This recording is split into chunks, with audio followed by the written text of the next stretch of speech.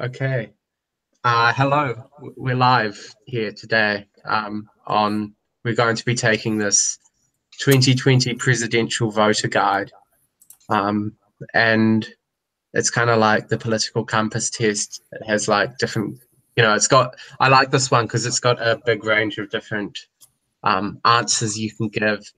And today might be extra spicy because it's me and Jacob who have some quite uh, stark differences. And exactly, yeah. I'll be So functioning as mediator, operator, if you will.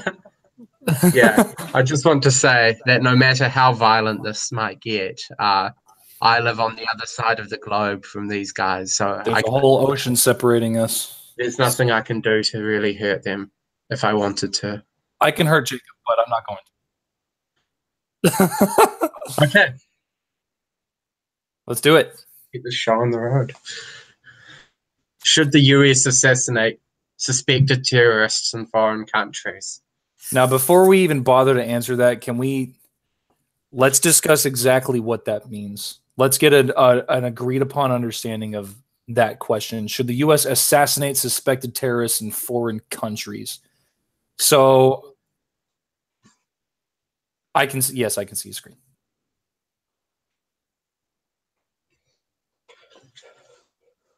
I'm Yes, seeing all there are the lots of stances.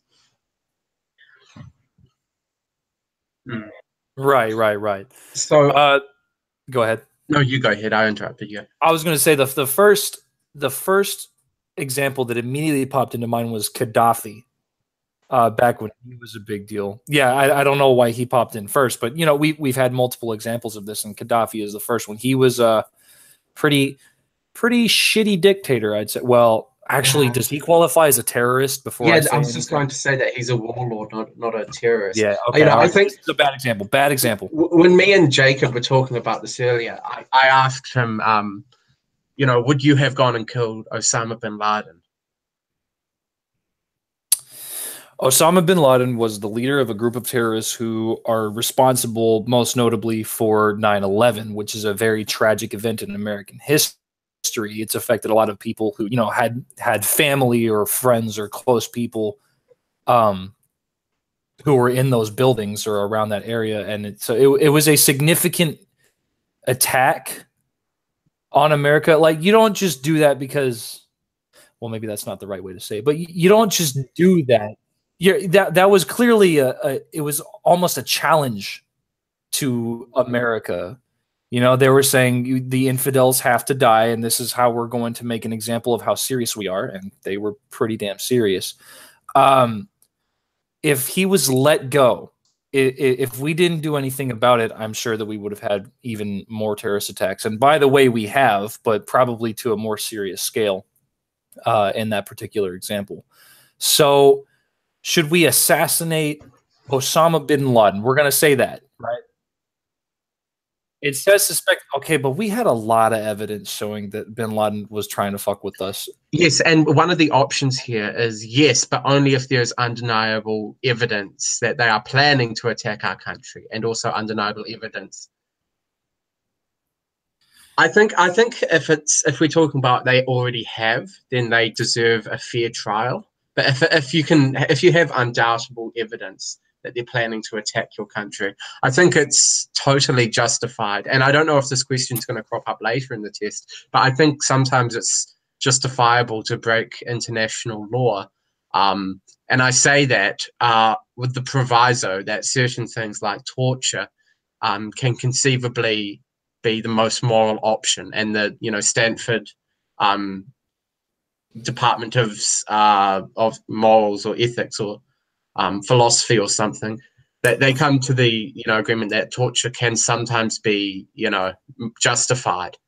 And the example is the child trapped in a car, and that this guy's put it in there and it's in grave danger and whatnot, and you've tried to extract all the information. I think that the US can assassinate people if they've got undeniable evidence, and then they have to and I think there should be a sort of proviso in international law that sometimes if a case can be made to assassinate someone, we should allow those with power kind of almost have a responsibility to save those who are at risk of being, you know, condemned to the act of terrorism. In which, yeah, I like what you're saying. If there is undeniable evidence, the keyword undeniable, nobody can argue against it. It's like the guy is saying, we're about to bomb some people. Then yeah, you gotta take that guy out. You know? I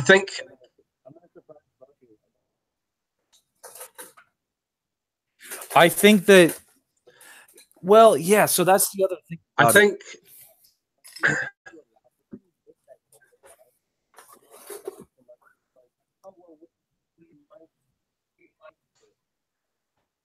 so Jacob, I think in international law there should be a sort of note that says that you have to pay reparations to the families of people that you killed. But do you realize that, like, in historical warfare, you know, back in the medieval times, like there's often the saying, you know, well, this is war, and such. You know, the bombing of Dresden, for example, you know, and the bombing of Nagasaki. There's like extreme things that people do in times of war. And the case is that if you don't do these extreme things and your enemies do, then it's just unnecessary burden. I don't know, like, because, like, do you give? But do you not think that it's also unjust to not give a fair trial to everybody that we target as a, you know, enemy, as a jihadist or something? I would argue that we as Americans owe those who make such what's the word I'm looking for? Those who make those kind of actions, we owe them a fair trial, because failing to do so would be unconstitutional. It's the American way to provide a safe and quick trial. Well, yeah. They have human rights, and you're not allowed to infringe on those. But you don't have to offer constitutional rights to anyone who is not a citizen of the United States. And yet, at the same time, would it not be more noble to do so anyway? Yeah, but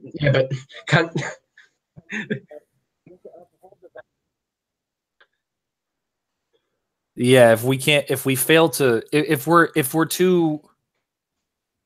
we're too biased about our own rules of life, then I feel that kind of it takes away their value. So I think, given everything we've discussed, I kind of like the no, they should be given a fair trial.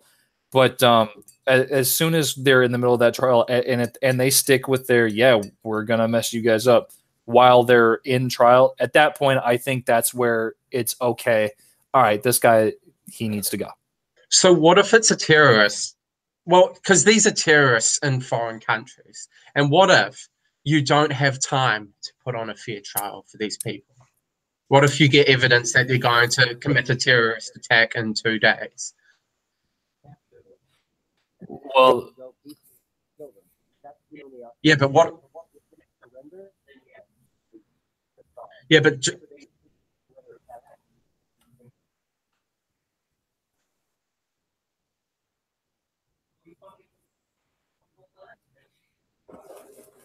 so you would have no punishment for someone being captured and refusing to talk on a potential terrorist attack that's going to happen?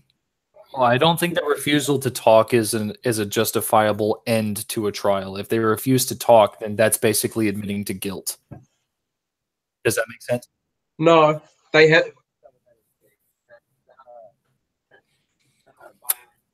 And well, no, that only applies to terrorists in our country, but these are terrorists in foreign countries. Okay, well, so these terrorists in foreign countries. Here, let's bring this up. Are they terrorists to Americans? Are they terrorists to people around the globe, or are they terrorists to people in their own country?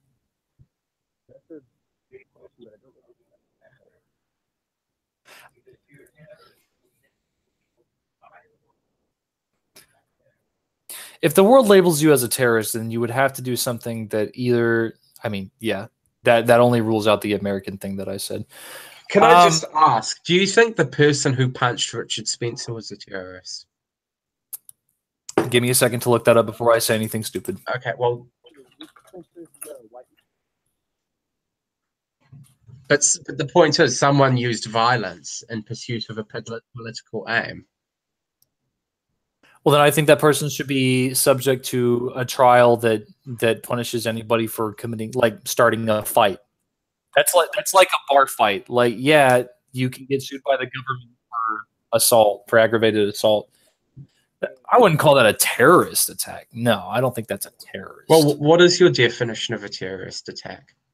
A terrorist is Or a terrorist attack. No, or just Well, a that's terrorist.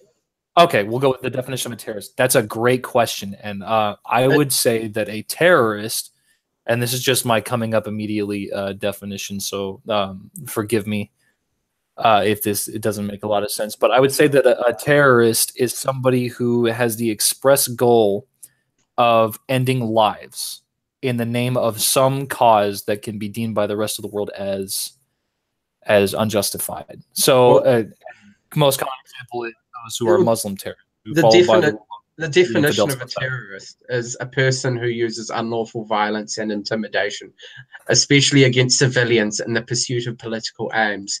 And I think that those two words, political aims, is important. Like if you just blow up a bus outside of a school and you're not politically motivated, it's not a terrorist attack. Okay, then what would you call that? Just out of curiosity. I would just call that a bombing, or just I don't think it needs a title or anything like that. I think it's just someone who. I would say any violence that is used in pursuit of political aims is terrorism in times that are outside of war.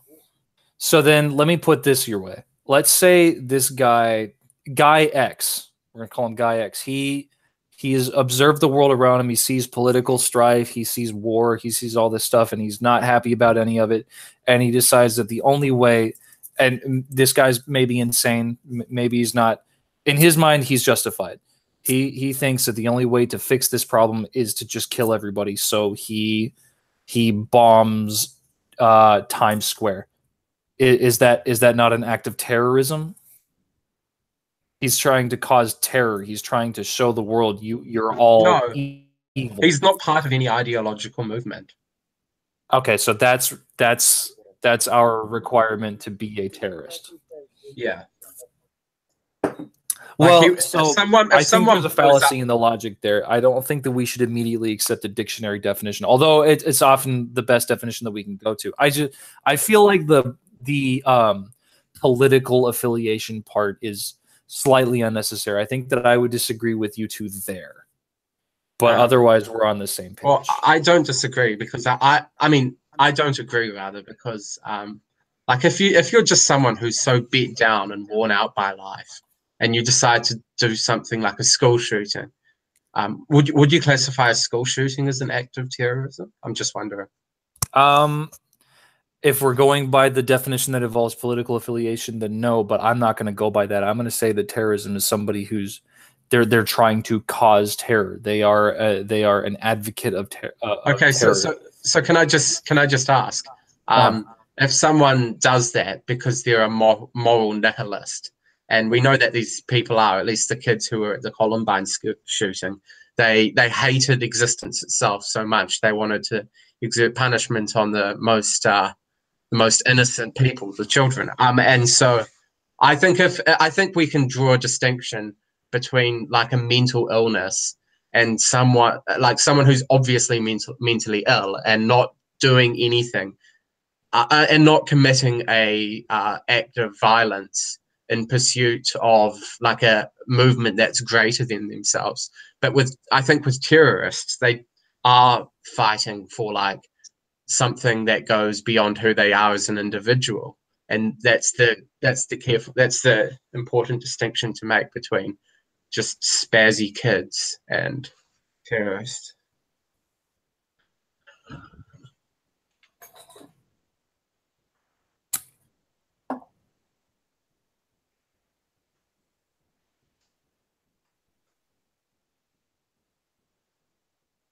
It's not a political claim. Yeah, because that's not interested in the betterment of society, which is the core of politics. If you ask me. you know, I would agree with you, but then I started talking to the alt. I mean, this is off topic, and perhaps we should go on to topic. But I'll just say that I talked to the alt right, and I found out they actually aren't starting from an axiom of trying to make the world a better place. They just want what they want, and they're willing to do anything to get it. Much like Antifa. But anyway, Right. so should we go back to the question, or Yeah, because we're wasting too much time here. Yeah. Agreed. Yeah.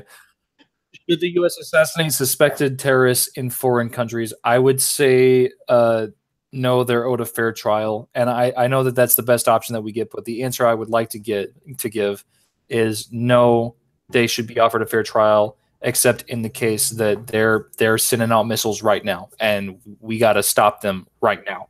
Okay, well, I'm going to put yes, because I would say that, like, yeah, you put whatever you want. If there's a if there's a risk of the citizens of your country, the government and the military, with the politicians that you elect to represent you, ought not be prioritizing, you know, these rights of people that we are at war with.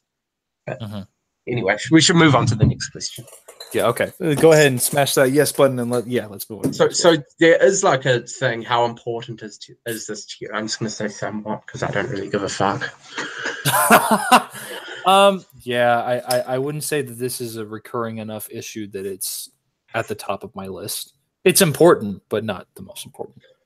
Should the president be able to authorize military force against Al-Qaeda without congressional approval? I think the core of this question is checks and balances, and I would say we need checks and balances.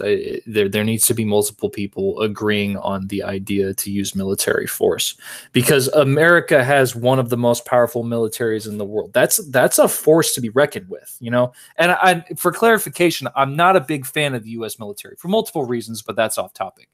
But what I do recognize is that it's a powerful fucking force. And it's at the command of one man, and then also a selection of other people under him. So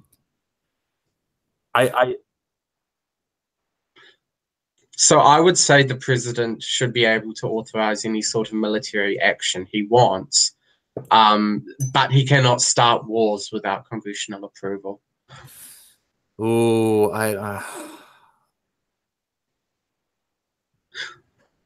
here's the thing.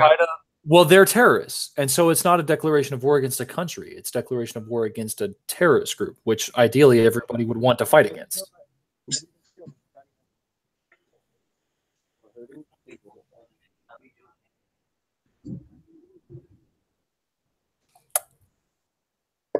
I mean, yeah, I can't disagree with that. That's a solid point.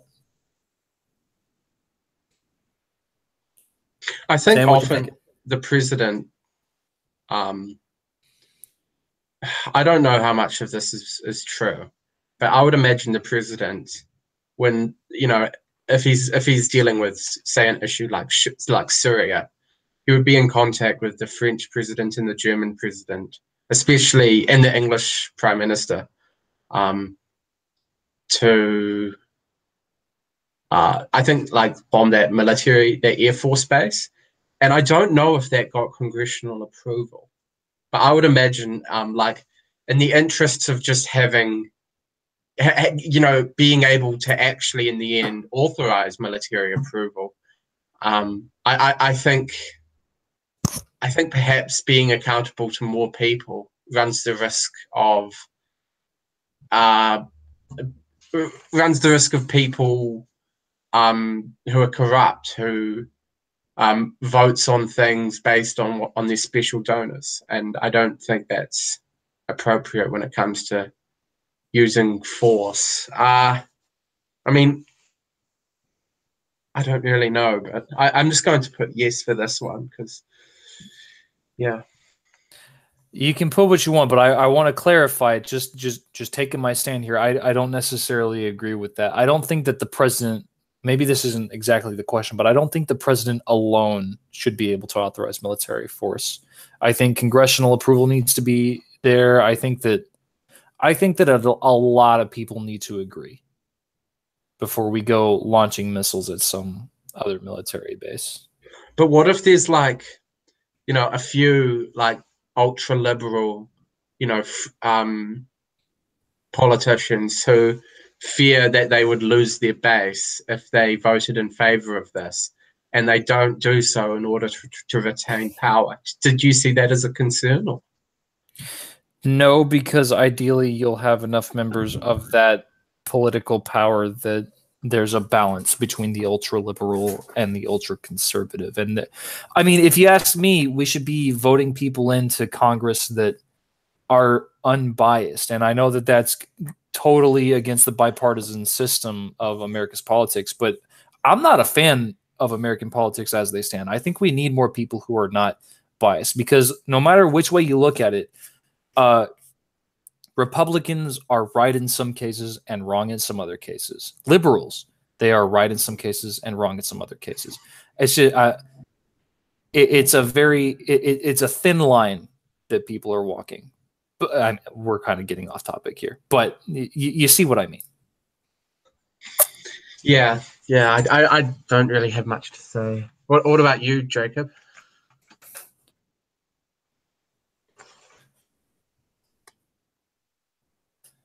Just for the people who are listening, Sam is at yes, and I'm at no. It needs congressional approval. Jacob.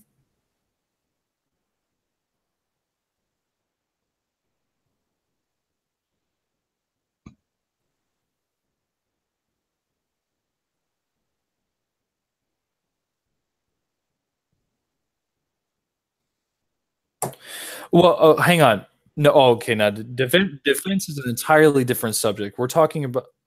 No, we're not actually. Okay, in the idea of self-defense, I would argue the president saying, "Yeah, set up, shoot those missiles down." Cool, I'm good with it. But if we're talking about bombing Syria, and maybe that's, I know that's a sensitive subject, but if we're talking about actively taking an offensive position, at that point, it needs to have more approval. I don't think that the president alone should have the power to do it. And I recognize that in some cases is the way it is. I don't think that that's right. I think that America has some places where it can improve, especially in the world of the military. But that's why I say no. Mm. Yes, I've got such a rant I want to go on about abortion, if that's okay. I've got my abortion nice on. Oh yeah, this could be fun.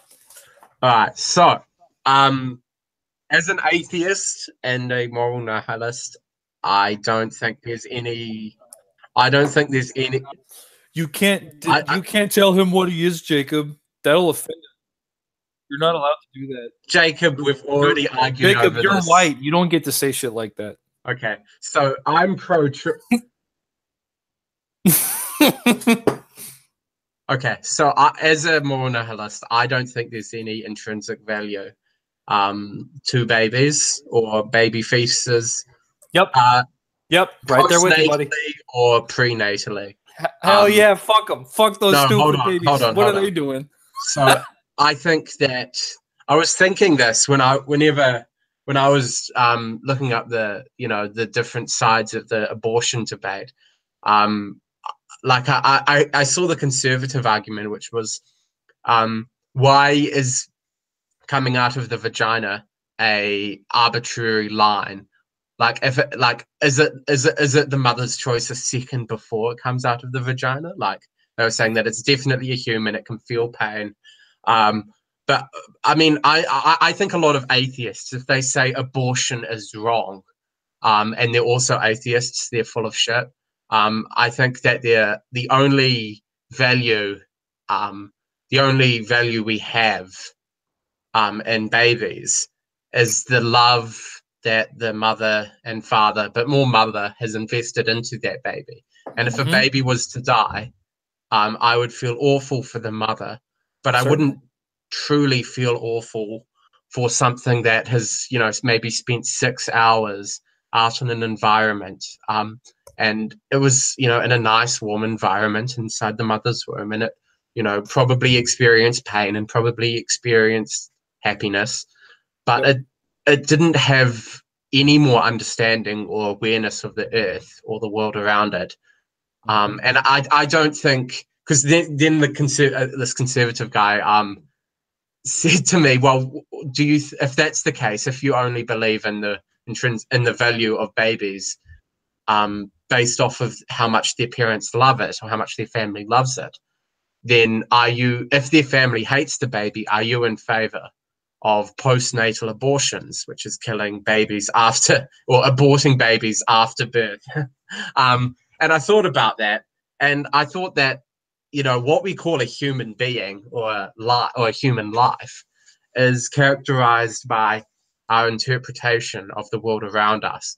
And I would say it's humanity and the right to have human rights should come at a gradient, and the more understanding and knowledge you gain and from the world and how you're able to develop a personality, which happens between the ages of 1 and 4, and make jokes and be creative, as that all starts to develop, that is when your intrinsic human worth starts to develop.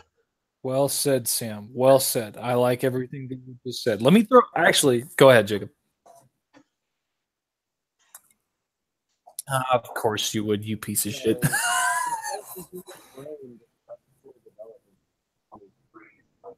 $25, boy.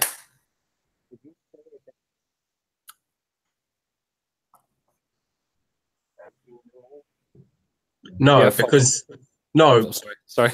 No, because, and the reason why is because 90% of your development and learning comes between the ages of 1 and 4.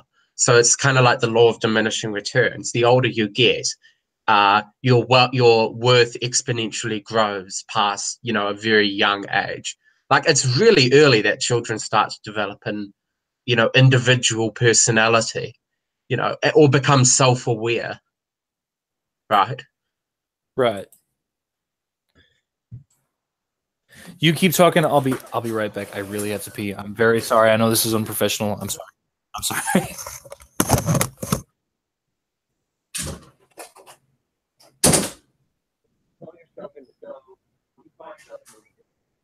An elitist. No. What? No. What does it? No. Where did that come from?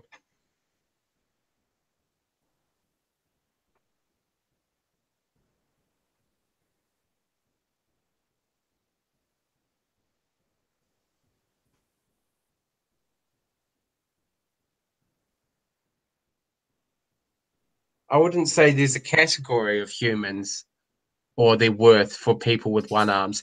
All I'm simply saying is that up until the age of, say, 3 or 4, or some arbitrary, it's probably different for every human. Up until that age, the only worth of an individual is based upon the love and the desire for it to be there from the family around it. And up until it starts, I know you'd disagree, but I would just say the intrinsic worth of a human only develops as the human develops. And I would say someone with one arm, I would say that's the thing about rights and individualism and human rights, is that these people operate under the same exact playbook, the same set of rules. We all have equal human rights, and it applies to you no matter how many limbs you have.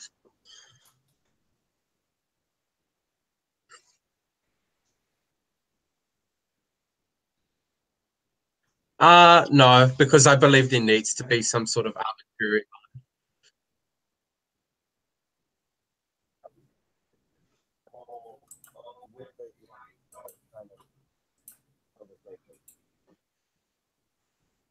Let me, if it's okay, let me throw my 2 cents in here. So here's what I think. I think that we're thinking on a national scale, not on a family scale. So technically speaking, a human life doesn't ever have any real value beyond what it contributes to society. And now I hate to think that way, but we are discussing this on a national level. From a family.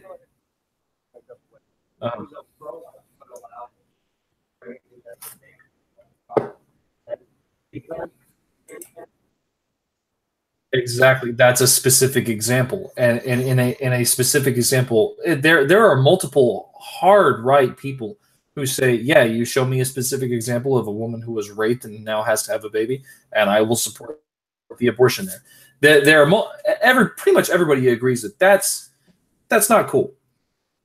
In fact, there's a member of my family who, I don't know how deep I should get into this, but there's a member of my family who was raped as a teenager and was pregnant because of that rape by her fucking father, which is fucked up on so many scales. And she got an abortion. And did anybody blame her? Fucking no. Would you? Would anybody?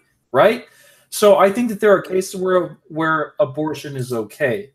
And because of that, I think that abortion should be available to those who want it, because that's kind of the American way. And quite frankly, you can tell me how valuable the human life is. I don't give a shit. Gage, do you think there are objective moral goods? Define what you mean. If you do you think that babies have any worth out? You know, imagine this. Like, imagine there's a flower on a different planet, right? Okay. And that flower dies. Is it objectively bad? You know, is it bad for anything outside of the locality of that planet? Well, we can kind of say no. The world will continue on. You know, the world will continue on. The forest, the tree still falls in the. Hold on. The tree still falls in the forest, no matter how, you know, no matter who, you know, whether there's someone there to perceive it or not. But if we just change, you know, the dial a little bit, we go 2 billion years in the future, which isn't too long when you consider the age of the universe. Suddenly there's life and there's trees and birds and cities and people and commodities and markets and shit like this. You know, how, you know, if all life, or, you know, I got into a pretty heated debate about this with Dax, because I would say if there are objective moral truths, you can make you can make very easily make an antinatalist case that humans' lives, and we've learned this from the ancient religions, and this is what Jordan Peterson has talked about a lot, that our lives are characterized fundamentally by suffering, and all of the great religions have discovered this. And therefore, if we have objective morals, it's, you know, it's best not to have children, because it's just bringing another life into the world that would have a net negative experience than a net positive experience. So I just want to throw that out there, because like that's what I mean by objective morals. Like, do you think that these things have any intrinsic value? Do I think that they're going to make the world a better place just by existing? No. Case in point, take a look at all of the prisoners. Take a look at all of your criminal. Am I understanding you correctly? I may not be. No, not just by humans. Like, because if you characterize well-being for things that can perceive it, then that also, you know, encompasses animals. And a lot of people just play by a human rule book and say, yes, you know, exactly. Great point. Yeah. So, do you mean it's beneficial to the well-being of all living things? I mean, a life is a life. It's not as important as people set it out to be, right? In fact, a joke that I've been thinking about this for a while, trying to find the right place to put it in. Anybody who is pro-life needs to go vegan, because you're placing value on a life without questioning what that life is going to contribute to the world. Yeah, that's a good one. Yeah, exactly what I'm saying. If you're pro-life, don't you ever fucking eat an animal or an egg or drink milk again, because you're arguing that a life is inherently valuable, and no, it is not. So can I just get your answer to the question, do you believe in objective morals? Do I believe in objective morals? Yeah.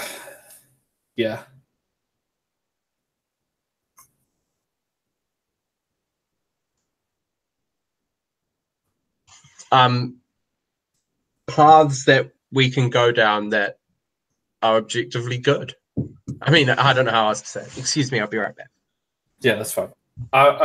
for those listening, I'm gonna say yes. Objectiveness is kind of necessary in you know what I'm saying. Sorry, I'm back. We've reached the conclusion of yes, Sam. Oh, cool. Really? Okay.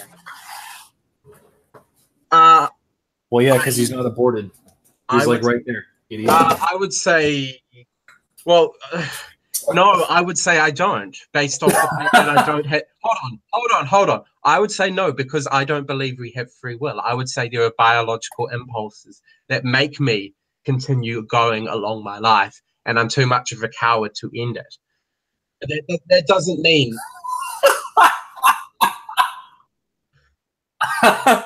Well, Jacob, this is the thing. You think we have free will. I would say I have no choice whether or not I value my life or do not value my life.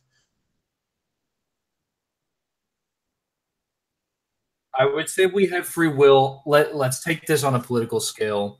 The government comes along and says, hey, you need to pay your taxes. Now, you can pay your taxes and continue to benefit from society. You have the free will to say no. There are consequences. There's consequences to everything that you do. I would say we have free will. I would just say that human beings who are at the top of the world have been, we've been around for a long time. We've been thinking for a long time. So those at the top of the world have found a way to make it so terrible to say no that the consequences are basically not worth it. Now, there are ways to get off the grid. You can do that. And I would be lying if I said I had never considered that before. You know what I mean? I like the idea of kind of being free, living off the land, but at the same time, when you pursue free will, if you go there is such a thing as going too far. And a great example of that is there's some guy, I wish I knew the guy and I wish I could cite this source. There's this guy who was basically, he showed how much it took to make a BLT entirely by himself. And what I mean by that is he grew wheat and he raised a pig and he grew tomatoes and lettuce and he made everything from scratch. And by the end of it all, it cost him $36,000 to make a BLT. And that, you know what I'm saying? We do have free will, but a contradictory force to that is existing in a society that allows us all to live at an incredibly elevated existence at the cost, I hate to say this, of our free will, which in a sense makes you, Sam, it makes you correct. In a sense, we kind of don't have free will. Which is a huge bummer. Myself. Hold on. Okay, thanks. Hold on. We're still on the abortion question, and do you really want to go down this path of talking about free will? Because I've got a strong case. We got way off topic, and I'm glad we did. But for the sake of answering this question, I'm saying pro-choice. That's my. I just want to say we obviously don't have free will, but we obviously don't have free will based on the fact that we evolved to become exactly what we are today. And if we could go back, and to say we have free will predicates on the notion that if we could go back and change, if we could choose to, buy a steak instead of buying potatoes and peas, we could have made that choice had we gone back. But to say we would go back and change our choice is fundamentally to say we could be a different person or evolve to be a different person.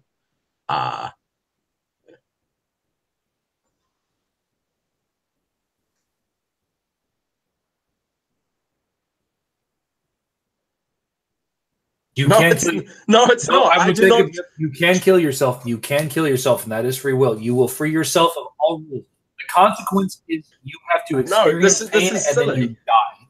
This is honestly the most silliest thing. Yes. I do not have a biological impulse to kill myself. Suicide comes from our environment. We don't.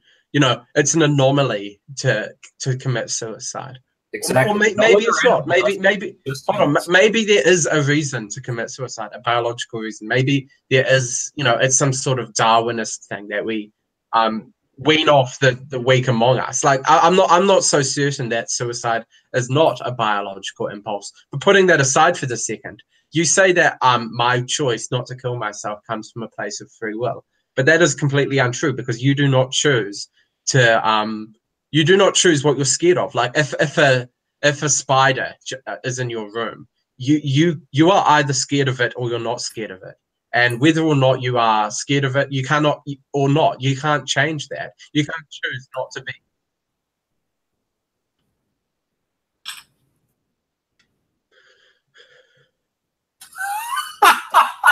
I heard that sigh, Sam.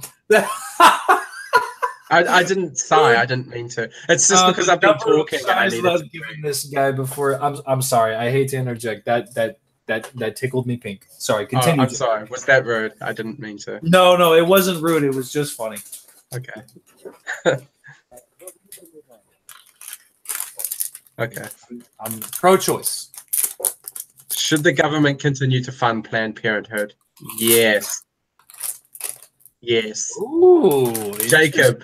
Jacob, this is the thing about abortion. If you want to minimize the amount of abortions that happen, family plan. Hold on, Jacob. Family planning and Planned Parenthood, which teaches people about contraception mostly, has dramatically reduced the amount of abortions. So if that's your goal, then you should be in favor of Planned Parenthood. Got him. He's saying that the logic of Planned Parenthood has caused more. What I'm saying is that Planned Parenthood reduces the amount of abortions that happen through teaching about or through giving family planning, helping people to, plan their life if they have a baby, and they also offer contraception. Like there's a lot of things they do to minimize the amount of abortions that happen. So if your goal is to minimize abortion,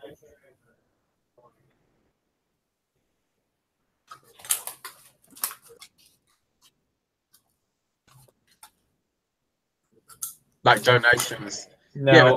But careful, Jacob. They get donations, statistics which are not necessarily truth. That they're close to truth, often as close as we can get, unfortunately. But you just be careful as using that. That's kind of a fallacy. And Jacob, I would rather the government regulates the sale of abortions. I would not want that. No. I don't trust the American government. Maybe that's okay. This is a bias. Really? You don't. Hold on. You would rather trust some corporate entity which is looking to cut costs everywhere. You trust them more than like a government standard. What makes you think that the government isn't trying to cut costs? Because what do you mean? What do you mean? They have a budget. They work towards that budget. That budget is set based upon the need. Okay, hang on. I feel like let's start over. All right. So should the government continue to fund Planned Parenthood? I would say I would say yes, because of the educational value inherently placed within Planned Parenthood. I mean, yeah, I guess that's kind of the end of where I feel like, Sam, I feel like you and I are kind of on the same page here. Maybe what I said is the government should not be responsible for your mistakes. Now, that's a great statement, and I feel that it applies here. Sam, what do you think about that? I agree. I mean, the government should not. Yeah, but hold on. You say most of their money comes from abortions. If people have to pay to have an abortion, they're not really being.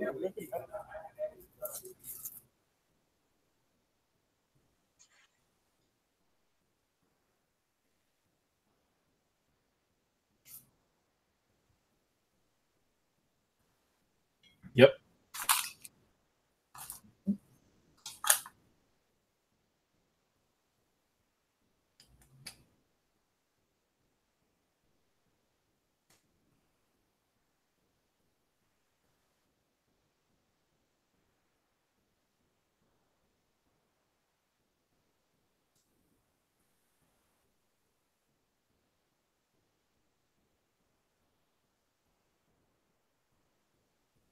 Here's what I like about a private a private group owning all that stuff as opposed to the government. There's competition whenever the government is not involved. Yeah, and it would be up for the up to the government to regulate that competition. And would you rather, just regulation or actually setting the mandate and like having one procedure and not so many people making a profit off of would you also, if it was on the free market, would you make it so that they can't advertise? If it was on the free market, would I make it so this is the thing. I'm going to go ahead and admit Jacob, here's the thing. If you have a private funded, then these companies are going to advertise abortions. Is that something you want? Well,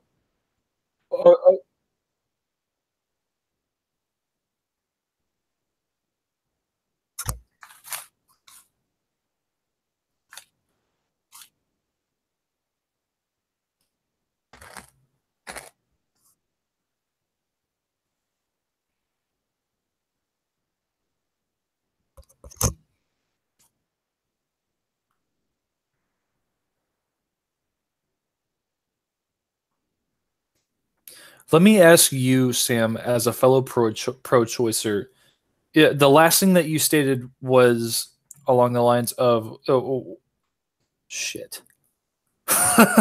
Sorry. I wouldn't say can I just correct something? I wouldn't say I'm so much free. I'm pro-choice as much as I am pro-abortion. I think that abortions are a positive thing, and we should encourage people to have abortions. There's too many people on Earth, and if these people can't support, if there's any doubt in these minds of these parents' heads, then I think the man and I think the father should make the decision whether or not there's an abortion. And I'm clearly joking. Well, you got me laughing, so hats off to you, Sam. You got a chuckle out of me.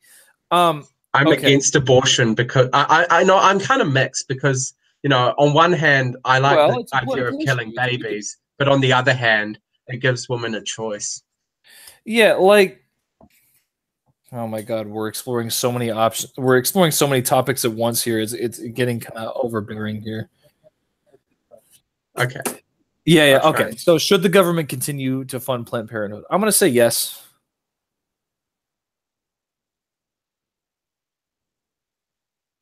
Yeah.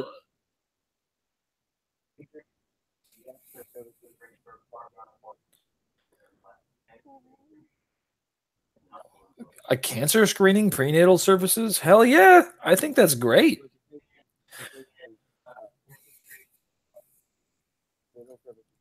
Oh, fuck that. They can do it. If they can offer the exact same kind of results, if they can produce a test that gives just as viable as results as hospitals, then they should be allowed to do it. Well, okay, hang on. What's wrong with that?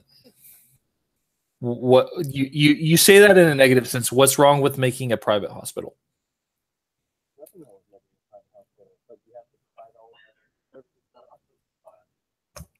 Okay.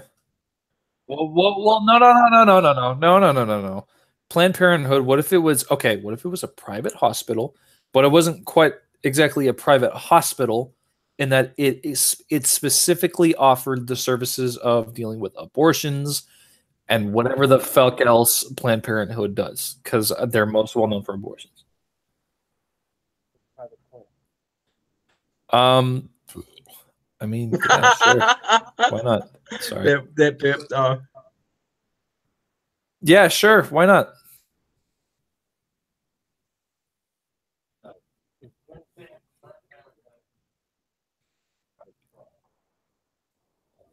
Well, then what is Planned Parenthood if not a client? If not okay, I'm saying yes, and that's the end of it. I mean, I don't live in America. I don't know of the communists that want to kill babies, but I don't have any problem with Sam that. with the jokes.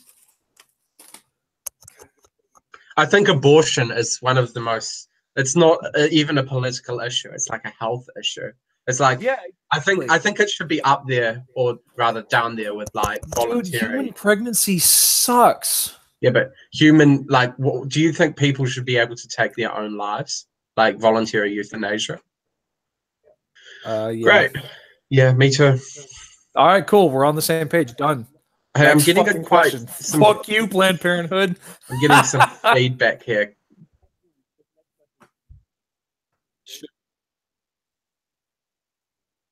Yeah, sure. Yeah, why not? I say no. You're a gayist. I just have to say I'll be back in like 15. No, I mean 15. no. Hold on, I just need to move my computer. Gotta go masturbate to your straight porn. Sorry, that was inappropriate. I'm sorry.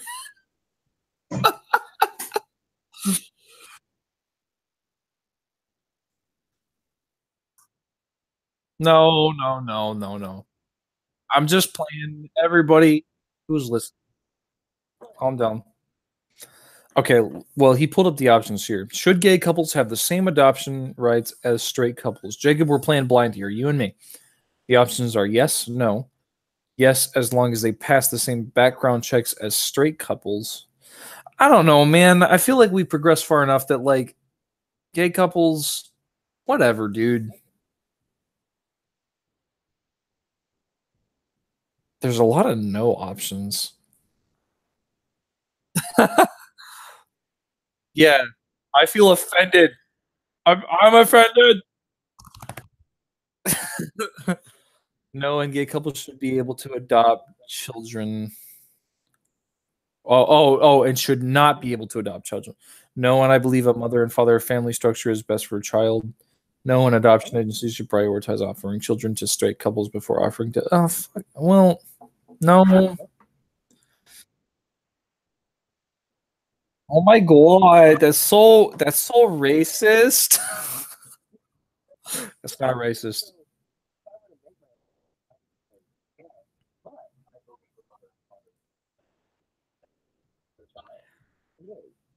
Yeah, but this is America. Don't catch you slipping now.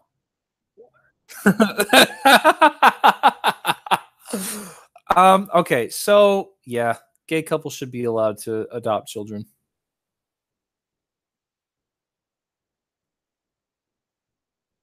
Well, okay, yeah, at that point now we're not that subject isn't even about sexuality. Should child molesters be allowed to adopt children? Of course not, whether they're straight or gay. Well, I guess never mind. Doesn't matter. Yeah, that's a completely different argument. Should gay people be allowed to adopt children? Yes. Jimmy queer? Oh no. The internet's about to get a taste of us, Jacob. Oh shit. And that was the day Sam lost all of his views with by doing nothing.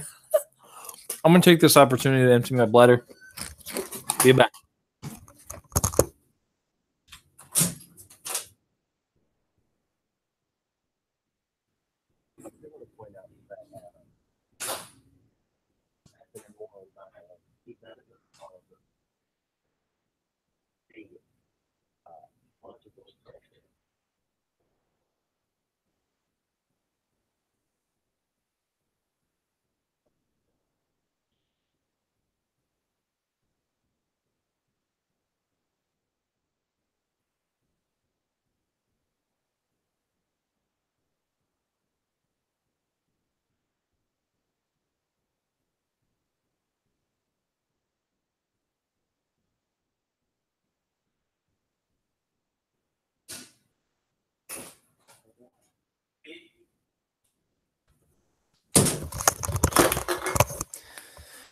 All right, what do we got? Is our golden boy? Oh, wait. Okay. I can see what you're doing, but it's kind of dark. Yeah, it's a little bit dark. I don't know how you pulled that off, but I mean, whatever.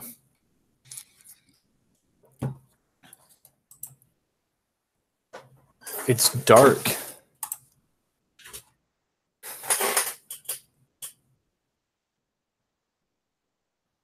You what?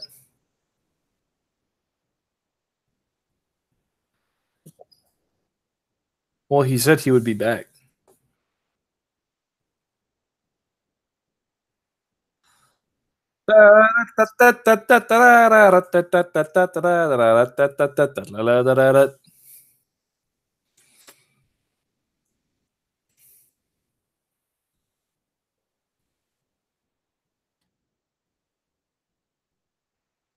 Yes.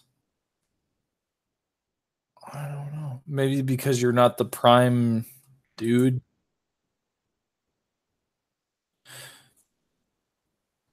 All right. Well, we can keep talking about this. Yes, I do. We were talking about the stance on abortion. So let's play blind here. You and me. You say you're pro-life. Why?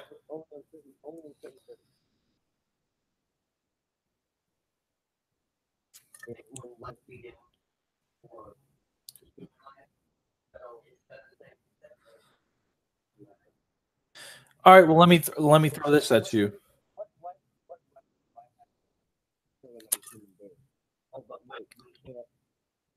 The right. Let's assume you're a doctor, right? And you're the doctor who administers the you're the one who performs the abortion. That's the better way to say it. Sorry. Um, the right that you have is the right given to you by the mother and also the father, ideally. I think that a mother and father should like jointly agree on it, but at the same time, in the case now in the case of a rape, it should be the mother who decides, unless it's the mother who raped, in which case it's the father who decides. Now that's getting into some tricky territory, but well, you see the basics behind my logic here.